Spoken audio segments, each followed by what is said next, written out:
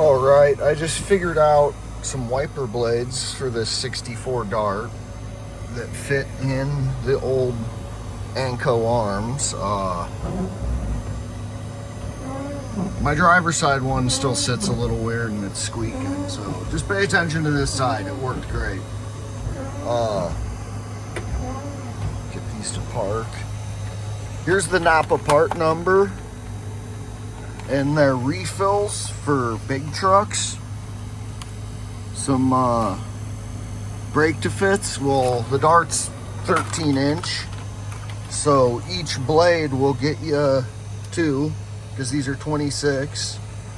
And I just ripped out these stainless, I don't know, the backer bars, and chopped it in half and wedged it into the original Anco backer bar. And let's see here, they fit, they work, they're cheap, and just another option out there because I couldn't find anyone with actual Anco refills.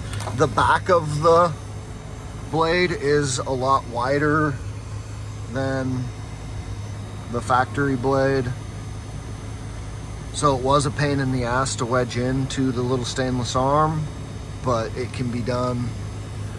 I bought this one to tear apart if that didn't work.